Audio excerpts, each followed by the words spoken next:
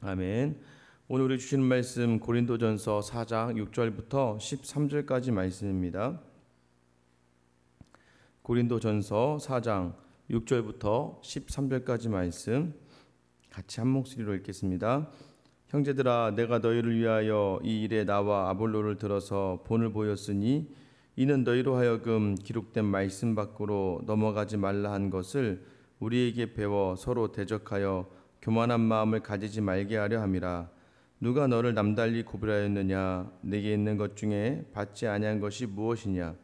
내가 받았은즉 어찌하여 받지 아니한 것 같이 자랑하느냐? 너희가 이미 배부르며 이미 풍성하며 우리 없이도 왕이 되었도다. 우리가 너희와 함께 왕노릇하기 위하여 참으로 너희가 왕이 되기를 원하노라. 내가 생각하건대 하나님이 사도인 우리를 죽이기로 작정된 자같이 끄트머리에 두셨음에 우리는 세계 곧 천사와 사람에게 구경거리가 되었도다.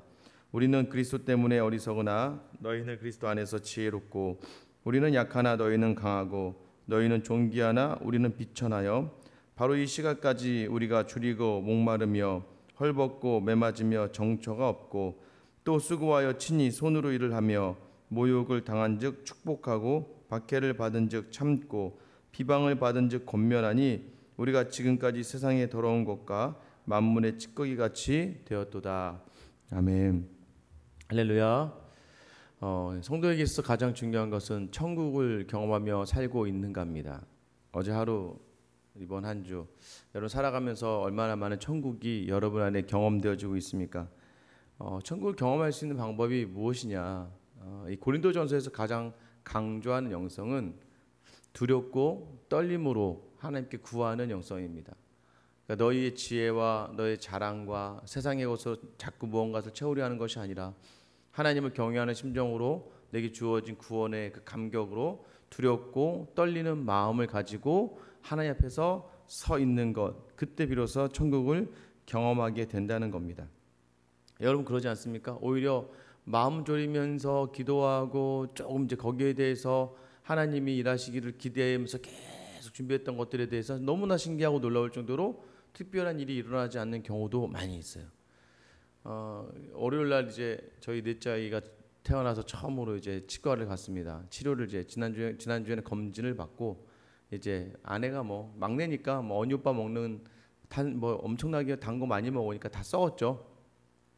그래서 이제 데리고 이제 치과를 가면서 내심 걱정했던 게 이제 이 아이가 4살밖에 안 됐는데 이제 뭐 웃음가스를 하냐 뭐 이제 여러 가지 이제 그 치료 뭐 수면도 뭐 얘기하는데 이제 그냥 하겠다 하고 이제 가게 되는데 셋째 때 한번 치과에 가서 또 첫째도 마찬가지였고 아이들이 뭐 막 자지러지잖아요. 그러니까 그걸 봤으니까 내심 좀 걱정이 되는 거예요. 월요일 아침부터 얘를 데리고 가서 거기에서 이 아이가 막 자지러지고 하면 엄청 진이 빠져버리니까 그게 싫은 거죠. 제가 이제 너무 그렇게 되는 게 힘든 거예요. 그래서 지난주부터 이제 뭐 인터넷으로도 좀 보고 뭐 3명을 키웠어도 기억이 안 납니다. 그래서 어떻게 그때 했었지 이제 보기도 하고 또 이제 하나님 가서 그냥 잘 맞췄으면 좋겠습니다. 그리고 또 하나는 이제 가면서 마지막에는 뭐 시간이 오래 걸리던 진이 빠지던 그리고 웃자 잘하자 이런 마음을 갔는데 너무나 신기하게 이 아이가 너무 잘 받아서 들어간 지 병원에 들어간 지 한 10분도 안 돼서 다 끝나고 나왔습니다. 너무 잘해가지고는 저도 처음에는 제가 한번 가고 나머지는 아내가 쉬는 토요일에 가라. 그래서 토요일날 예약을 하려고 했다가 토요일은 예약이 안 된다는 말을 들었고 처음에 좌절했는데 치료받는 걸 보니까 그냥 나중에 또 월요일 와보면 되겠다 이런 생각이 들더라고요. 오히려 이제 어떤 일들에 대해서 두렵고 떨리는 마음으로 준비하고 또 특별히 신앙에 대한 부분은 그렇습니다. 이걸 기도하고 하면 참 하나님이 복 주세요. 하나님이 은혜 가운데 함께 하세요. 그런데 내가 알고 있던 세상의 지혜와 내가 알고 있던 경험으로 이거 이렇게 하면 되는 거야 라고 생각했던 일들에 대해서는 하나님께서 가끔 그 일이 내 생각처럼 되지 않게 하시면서 어렵고 곤란하게 하시는 경우가 굉장히 많죠. 이것이 이제 하나님이 성도에게 바라는 그래서 훈련의 자세 또는 때로는 시험의 자리인 것이죠. 여러분 천국을 경험하기 위해서는 그 하나님의 말씀을 두렵고 떨림을 어제 어떤 말씀 나눴습니까? 그리스도의 일꾼으로서 하나님의 비밀을 맡은 자로서 그리스도의 일꾼 그리스도께 대하여서는 전문가예요. 그리스도께서 무엇을 하셨고 어떤 일을 하셨는지에 대해서 내가 무엇을 해야 되는지에 대해서는 전문가가 되는 것이고 하나님의 그 고귀하고 신비한 비밀을 맡은 자로서 내 스스로와 그 비밀을 맡은 청지기적 사명을 가지고 오늘 하루를 살아갈 때 그때 하나님은 거기에서 은혜를 주시는 거예요. 그런데 이게 마치 제가 또 그만 얘기했던 것처럼 어제 하나님께서 그런 은혜를 주셨다고 해서 제가 두렵고 떨림으로 제가 그때 기도해서 제가 그때 참아내서 그때 제가 인정해서 이런 결과를 얻게 된 겁니다라고 하고 때로 또 그 공로를 자랑하면 안 되는 거죠. 이건 다 그냥 하나님이 은혜로 저를 예쁘게 봐주시고 하나님 은혜로 주어주신 것이죠. 고린도 교회가 이런 부분이 있었다는 거예요. 자꾸 어떤 은사가 있을 때마다 자기를 자랑하기 시작하고 자기를 내가 잘났다는 거예요. 내가 이것을 하니까 내가 이렇게 섬겼으니까 내가 했기 때문에 이렇게 되는 거야 라고 하다가 붙다 보니까 어떻게 된다는 거예요? 야, 내가 바울한테 세례 받았다니까. 어떤 이들은 난 아볼로한테 직접 내가 가르침 받고 세례 받았어. 야, 나는 있잖아 저 예수님의 수석 제자 베드로에게 내가 인정받은 사람이야 라고 어떤 사람을 이제 패를 가르는 거죠. 여러분, 이것이 전형적으로 뭐예요? 자기 자신이 맞다라고 하면서 드러내기 위하여 진영의 논리로 가는, 그러니까 정치하는 거랑 전혀 다를 바가 없는 거예요.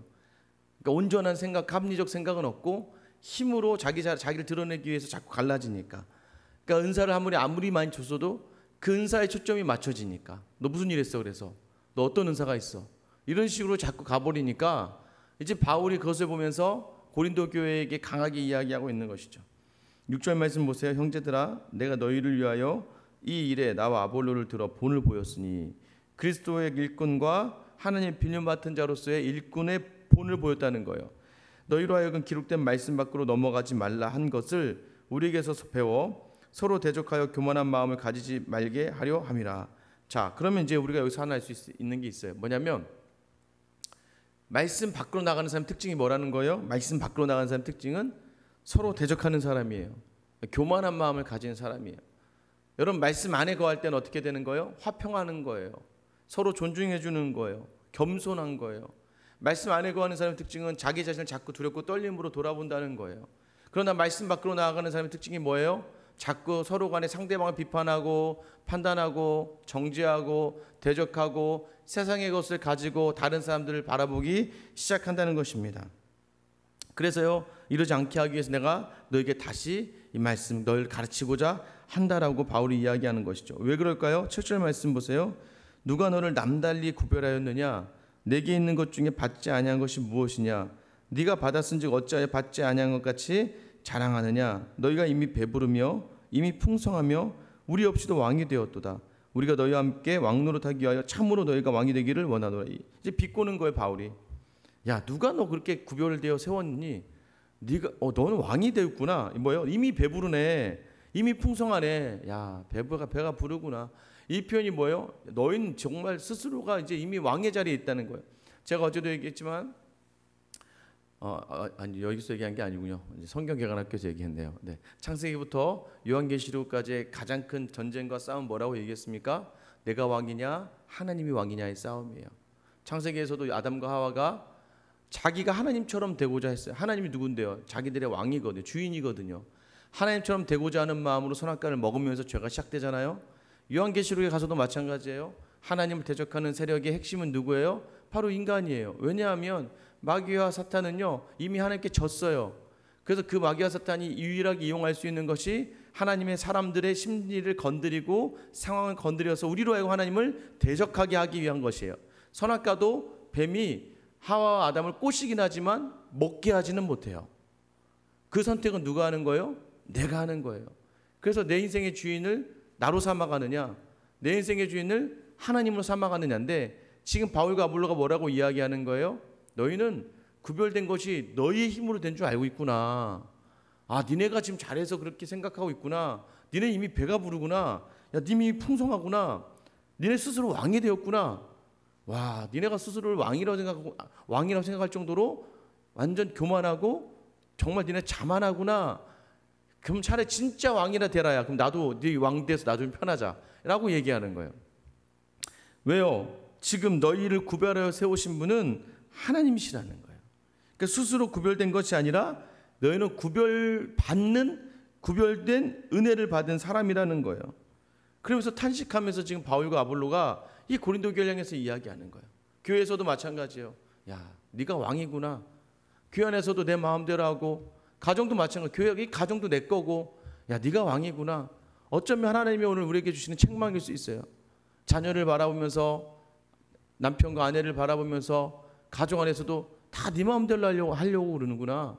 하나님께 은혜를 구하고 하나님의 말씀 안에서 두렵고 떨림으로 있는 것이 아니라 다 내가 이렇게 했으니까. 여러분 그러지 않습니까?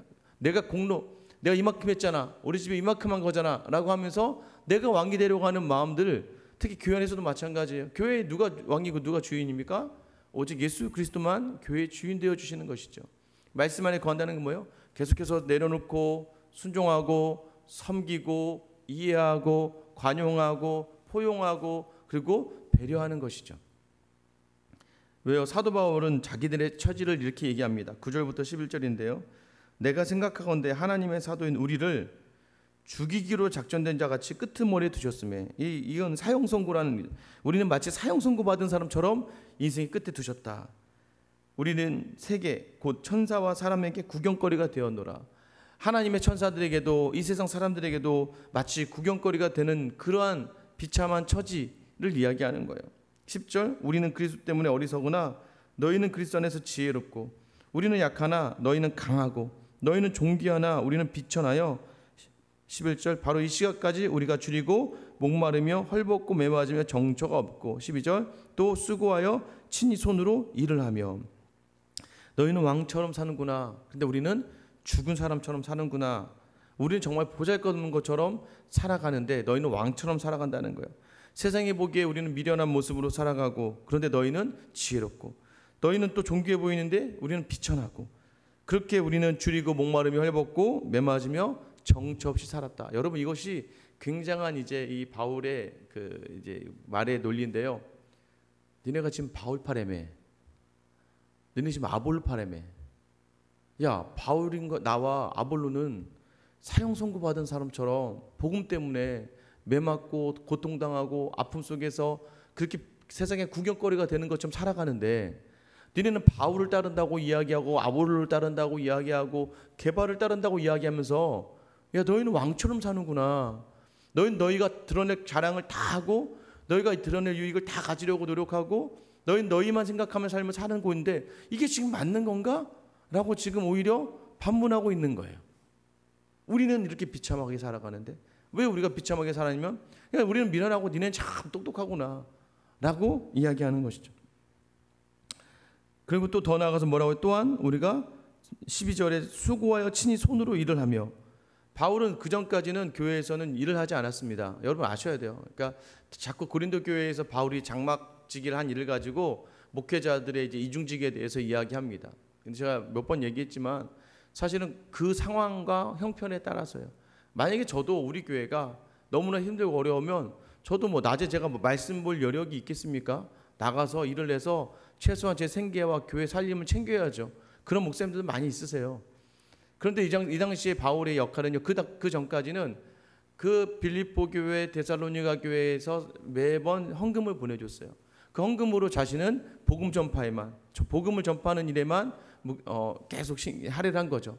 근데 고린도 교회, 고린도 지역의 문화적 특성상 무언가 돈을 받는 것에 대해서 성도들이 굉장히 예민해져 있고, 왜 돈을 우리에게서 받아가지? 시험을 당할까봐 바울은 고린도 교회에서는 교회 성도들에게 헌금을 받지 않기로 작정합니다. 왜냐하면 헌금을 받는 것이 이들의 복음 생활에 도움이 되지 않을 것 같으니까 스스로 장막지기, 텐트메이커 역할을 일을 하게 되는 거죠. 그러면서 브리스길라와 아굴라와 함께 일을 하면서 그들을 만나게 되거든요.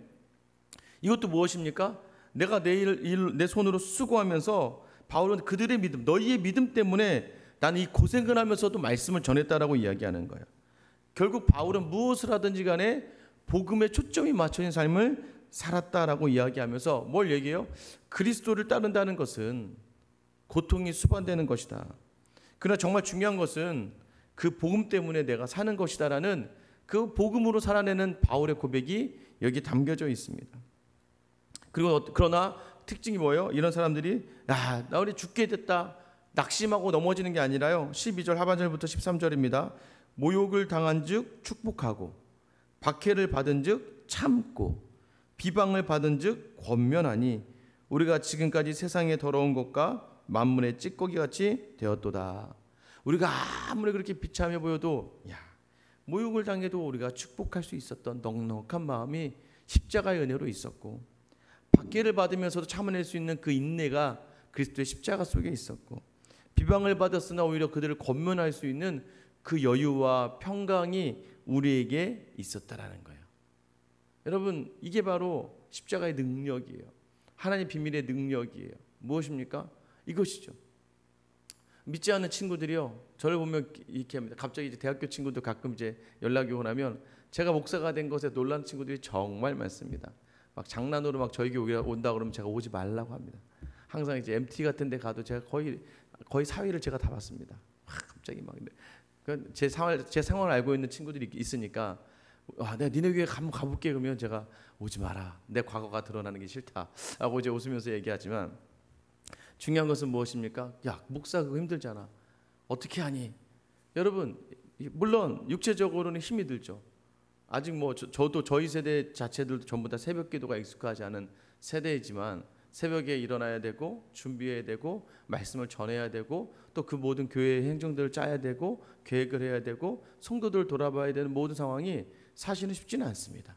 그것만 좋은가요? 그러다가 사람을 상대하다 보니까 때로는 낙심하고 절망하고 무너진 성도들을 바라보면서 가슴 아파할 때도 있고, 때로는 제가 마음 상할 때도 있고, 그러면 이것이 굉장히 어렵고 힘든 일일 수 있어요. 그런데 하나님이 주신 특별한 은혜는 십자가를 붙들고 살아가는 그 사람에게, 말씀을 온전히 붙들고 살아가는 사람이 주시는 놀라운 평강이 있다는 거예요. 이것이 놀라운, 여러분 새벽에 나온 이유가 그거 아니겠습니까? 여러분에게도 동일하게 이야기하잖아요. 너 새벽에 거기까지 가냐? 코로나인데 나가지도 마. 아니 코로나고 뭐건 간에 내가 기도하지 않으면 죽겠는데, 내가 기도하는 이 자리가 내게 주신 은혜의 자리인데 어떻게 이 자리를 내가 내려놓을 수 있겠습니까? 그것은 그 맛을 본 너희는 여호와의 선하심을 맛보아 알지어다. 다윗의 고백이잖아요. 사울에게 쫓기면서 블레셋 왕 아기스 앞에서 미친 채 하면서, 그러면서 비참하고 수모 가운데 나오지만 그럼에도 그의 고백은 뭐였어요? 그럼에도 우리 하나님은 선하시다. 그 선하심을 맛보아 아는 사람만이 진정한 인생 기쁨과 행복을 누릴 수 있다라고 고백하잖아요. 바울이 그러는 거예요. 모욕을 당해도 축복할 수 있는 건, 그 모욕 속에서도 나는 더 큰 하나님의 놀라운 비밀, 그 신비를 이해하고 그 신비를 깨닫고 그 그리스도 십자가가 나를 채우니까 얼마든지 오히려 내가 너희를 축복할 수 있다는 거예요. 그리고 힘들고 어려운 상황 속에서도 그리스도의 십자가를 묵상하니까 얼마든지 참아낼 수 있다는 거예요. 여러분, 세상이 감당하지 못할 크리스찬은 바로 여기서부터 일어나는 거예요. 아무것도 가진 게 없어도 모든 걸 가진 사람처럼 살아갈 수 있고, 아무런 모든 관계가 깨졌다 할지라도 모든 사람을 얻을 수 있는 은혜가 있는 그 사람이 바로 십자가의 사람이죠. 여기 바울이 그렇게 얘기하지 않습니까? 우리가 지금까지 세상의 더러운 것과 만물의 찌꺼기같이 되었다. 이 세상의 더러운 것, 이 표현이 그냥 여러분 쉽게 얘기하면 세상의 더러운 것, 이건 걸레라는 의미가 있어요. 걸레. 내가 걸레질하며 사는 거지. 여러분 맞죠? 더러운 건 걸레로 닦지 깨끗한 수건으로 닦지 않습니다. 그래서 여기 걸레라는 세상의 더러운 것이라는 헬라어의 의미 안에 뭐가 있냐면 속죄양이라는 의미가 있습니다. 뭐예요? 우리를 속죄하기 위하여 예수 그리스도께서 더러운 걸레, 인간의 몸을 입고 오셨고, 찌꺼기, 때거든요. 때. 여러분 때 아시죠? 때, 지저분한 때. 아무런 쓸모없고 그냥 이렇게 비벼서 버리는 거죠. 그런 아무것도 아닌 찌꺼기 같은 그러한 수치와 모욕을 당하셨음에도 불구하고 있어 계셨던 것처럼 세상은 우리를 그렇게 여기는 것 사람처럼 되었다라고 바울이 아볼로와 자기가 그런 사람이라고 이야기하고 있어요. 그래서 뭐요? 나 같은 죄인 중에 예수를 통해 복음을 전하는 걸레질을 하시는 하나님의 놀라운 은혜가 있다는 거예요. 자기 생명을 아무것도 아닌 것으로 여기며 그 생명을 감당하신 예수님과 또 그의 신실한 일꾼으로 말씀 맡은 자로 충성을 하는 바울의 모습, 오늘 그러한 모습이 고린도 교회에 있기를 간절히 바라며 편지를 쓴 이 바울의 심정이 오늘 우리에게도 고스란히 들려지지 않습니까? 오늘 하루도 때로는 세상의 비웃음거리가 될 수 있는 우리의 모습입니다. 여전히 세상이 바라볼 때 미련해 보일 수 있어요. 여전히 모욕 속에 있고 여전히 다른 사람들의 박해 속에 있고 또 비방 속에 있을 수 있습니다. 그럼에도 불구하고 그곳에서 복을 이야기할 수 있는 사람, 복을 권할 수 있는 사람, 다른 이들을 축복할 수 있는 그 은혜가 십자가 때문에 우리가 있다는 것을 기억하시면서 여전히 비참함 속에서도 그것이 십자가를 드러낼 수 있는 일이라면 가장 좋은 것을 주실 주님을 기대하면서 오늘 하루 다시 한번 여러분, 걸레가 되어도 깨끗게 할 수 있는 은혜가 우리에게 있고 은사를 주셨잖아요. 그러면 더욱더 두렵고 떨림으로 여름 맡겨진 자리에서 자랑하지 않고 겸손하게 섬겨내며 하나님의 그 평강을 누리는 귀한 하루가 될 수 있기를 예수님의 이름으로 축원합니다. 이 시간 같이 한번 기도하실게요. 하나님을 대적하고 내 인생 스스로가 왕이 되고자 하는, 나를 자랑하고 나의 유익만을 드러내는 그런 사람이 아니라 그리스도가 가신 그 십자가를 온전히 바라보며 믿음으로 감당하는 두렵고 떨림의 영성. 하나님, 나는 아무것도 아닙니다. 나는 걸레와도 같습니다. 나는 때와도 같습니다. 그런 나를 하나님께서 귀하게 여기셨으니 오늘 내게 있는 자리에서 그 세상의 것들을 치유해내는 그 놀라운 십자가의 능력을 보일 수 있도록 내 가정과 교회에서 더욱더 겸손하게 섬겨낼 수 있는 귀한 하루가 되게 해달라고 기도하셨으면 좋겠습니다.